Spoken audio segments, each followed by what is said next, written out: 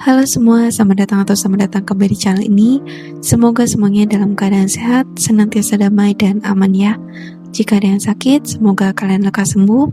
Dan di video kali ini aku ingin ngedongeng untuk kalian, yaitu sebuah cerpen yang aku buat, dan ini benar-benar mengarang seadanya. Dan aku bisa kepikiran buat ini karena terinspirasi atau lihat dari pengalaman yang lain. Tapi bagaimanapun juga cerpen ini pastinya fiktif, dan misal ternyata ada bagian yang nggak masuk akal, mohon pengertiannya karena aku juga bukan orang yang mahir dalam mengarang cerita, dan ini juga baru pertama kali aku buat.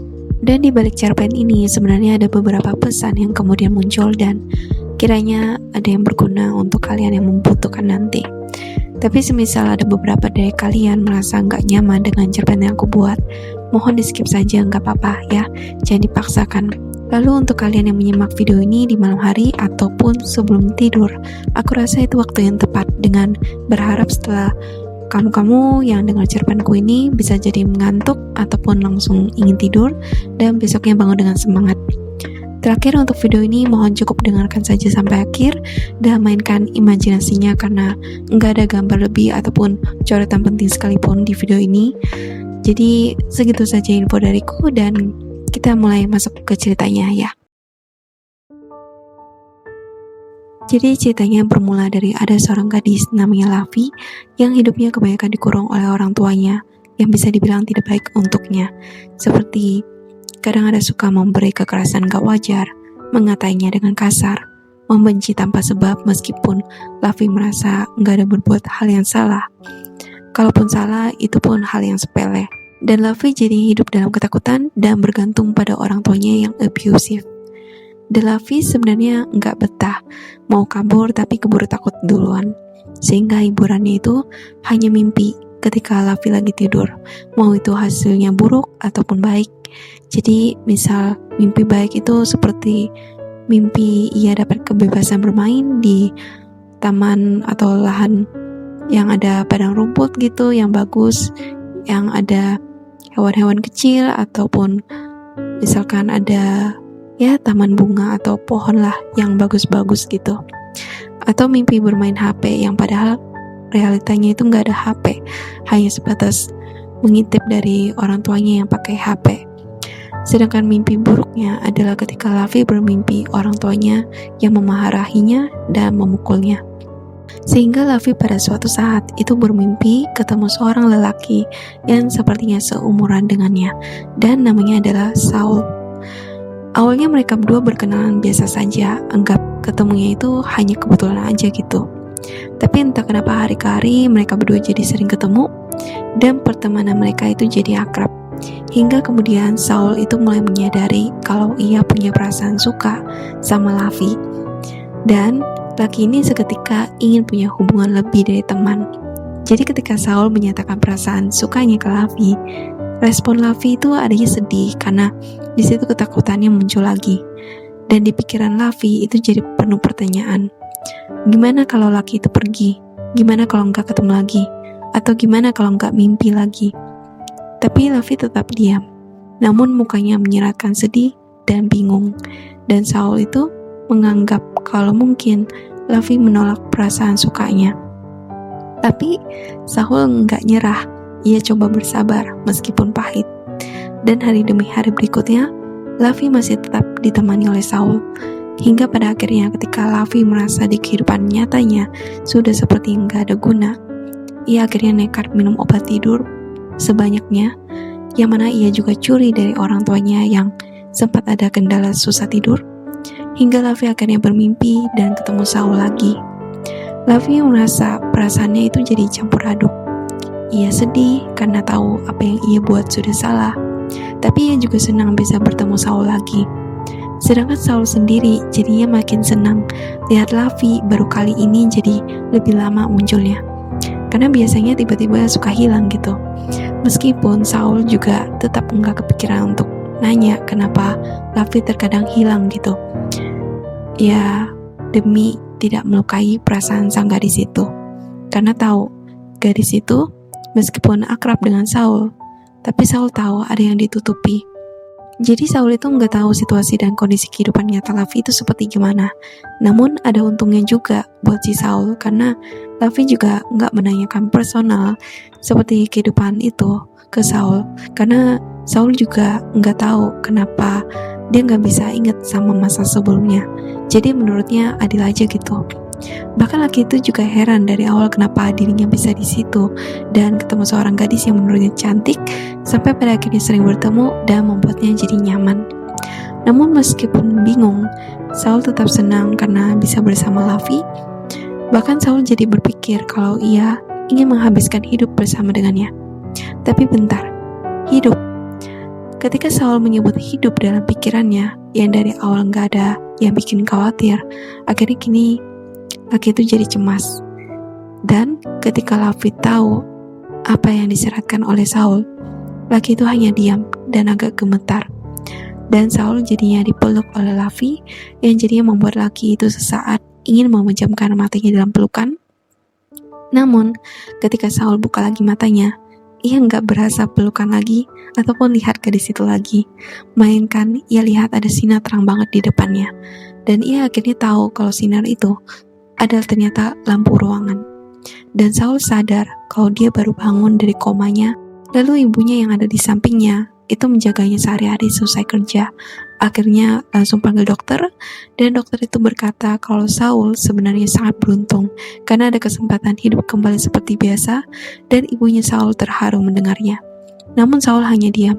Di pikirannya hanya khawatir gimana dengan gadis yang disukainya itu. Tapi ketika laki itu coba tidur lagi untuk mimpin Lavi, ternyata nggak bisa ketemu lagi. Akhirnya laki itu pasrah dan hanya berdoa yang terbaik untuk gadis itu. Hingga ketika Saul mulai bisa jalan sendiri, ia coba iseng menengok pasien-pasien lain lewat kaca partisi pintu rawat inap yang ada di lorong. Dan ada hal yang bikin kaget. Ia ketemu satu pasien yang mirip banget dengan Lavi yang ada di mimpinya selama ini. Dan ia juga lihat berkali-kali dan menurutnya benar-benar mirip. Hanya bedanya dia bingung kenapa gadis itu banyak luka dan lebih kurus daripada yang ia lihat biasanya. Hingga kemudian ketika Saul kembali ke kamar inapnya dan ketemu ibunya lagi, Saul bertanya ke ibunya apakah ia tahu mengenai pasien yang dimaksudnya, sampai penampilannya juga dikasih tahu, dan ternyata tahu. Namun ibunya bilang bahwa sepertinya pasien itu gak ada harapan, keadaannya koma. Itu pun ia bisa dibawa ke rumah sakit ini berkat tetangganya yang kebetulan datengin ke rumahnya karena urusan. Tapi orang tuanya saat dicari itu gak ada, dan ditelepon juga nggak bisa. Dan jadi pas didatengin itu tiba-tiba anaknya tergeletak gitu aja, yang sepertinya bisa jadi orang tuanya kabur ketika tahu anaknya pingsan begitu. Dan bahkan karena anaknya sepertinya banyak luka dan gak gitu dirawat, jadi itu yang membuat orang tuanya mungkin semakin ketakutan, takut dikenain hukum yang lebih berat karena ya tidak merawat anak secara normal gitu. Dan karena tetangganya juga nggak bisa memenuhi biaya perawatan dari rumah sakit untuk pasien itu lebih lama lagi, jadinya ada kemungkinan bisa dicabut. Dan ketika mendengar penjelasan lengkap dari ibunya, yang mungkin dengar dari gosip di rumah sakit itu, Saul sebenarnya jadi sedih, kecewa, marah, dan kesal.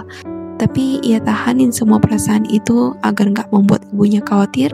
Tapi sejujurnya di semua perasaan itu, yang ia paling berasa adalah perasaan kecewa.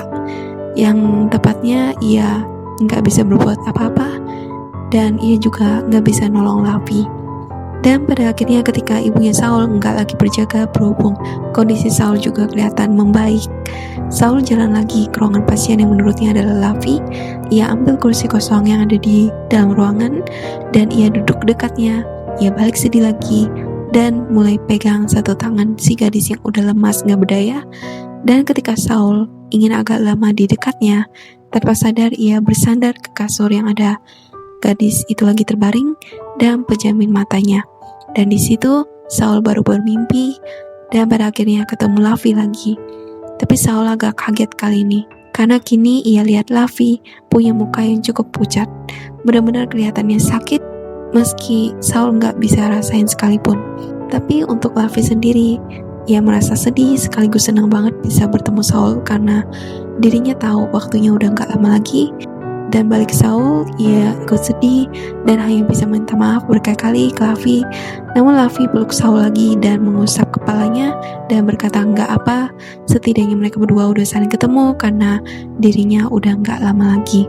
Dan ketika Saul bertanya maksudnya apa, meskipun memang sudah kebaca dari muka pucatnya gadis itu, tetap Saul sebenarnya ingin dikasih tahu yang sejelasnya. Tapi Lavi kemudian lepasin pelukannya dan mulai menaruhkan kedua tangan di pipi kiri kanannya Saul untuk bisa menatap laki itu dengan jelas.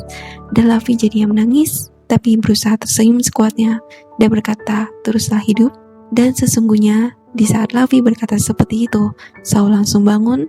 Tepatnya kebangun ketika dengar suara jantung yang mati lewat mesin deteksi. Dan Saul melihat wajah gadis di depannya, ada keluar tangisan mata dan senyuman. Dan tersadar kalau yang barusan itu menjadi pertemuan terakhir mereka berdua, dan makin benar dengan sesuai dugaannya kalau gadis itu atau pasien itu adalah Lavi. Dan Saul jadinya cepat memanggil petugas ataupun perawat yang dekat di situ, dan ketika diurus, pada akhirnya gadis itu memang gak bisa diselamatin lagi dan berakhir dikremasi dengan bantuan tetangga yang menemukannya, sedangkan orang tua pihak gadis juga masih entah kemana.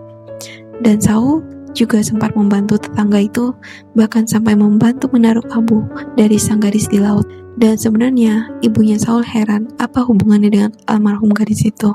Tapi ketika diceritain, ibunya jadi antara agak percaya ataupun enggak percaya.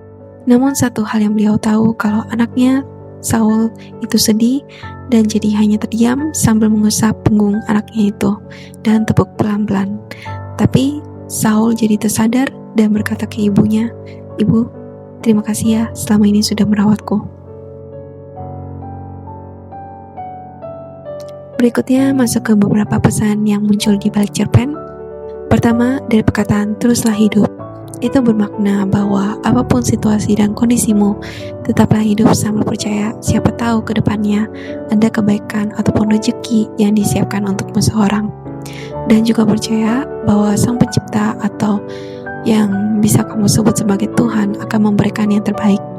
Boleh patah semangat, ambil istirahat, habis itu mari bangkit lagi.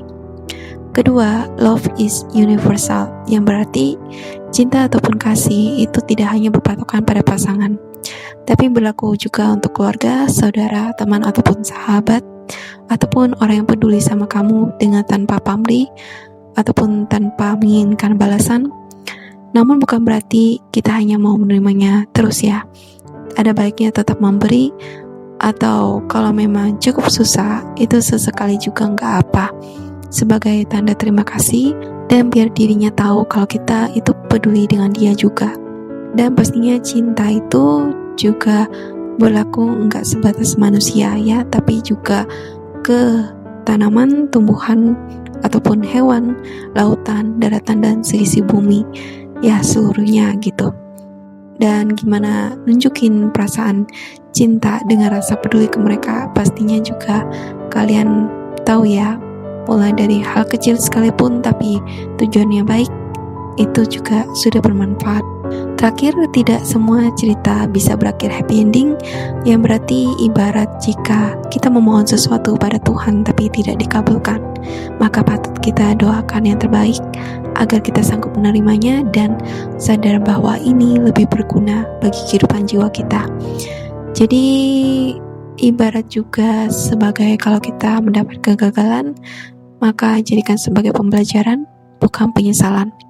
Dan sepertinya kita lambat laun juga perlu tahu kalau kita punya pikiran atau maaf kasarnya kita sebagai manusia punya otak pada umumnya itu bukan terus untuk berpikir hal yang negatif tapi juga hal positif. Jadi yuk mari terus latihan ataupun belajar agar enggak terus berlarut dalam kesedihan ataupun keterpurukan gitu, meskipun itu sangat berat pastinya untuk dilakukan. Jadi aku juga menganggap kalau hal ini bukan hal yang mudah. Dan sebelum aku akhiri video ini, seperti biasa aku ucapkan terima kasih banyak untuk kalian semua yang mendengar dari awal sampai habis. Dan mohon maaf jika ada salah kata atau kekurangan yang terjadi selama video berlangsung. Namun jika kalian suka video ini, yuk bantu like, subscribe, dan share ke teman-teman kalian. Jika ada yang ingin tahu cerita atau video ini, Dan sampai ketemu lagi di video berikutnya ya. Bye-bye.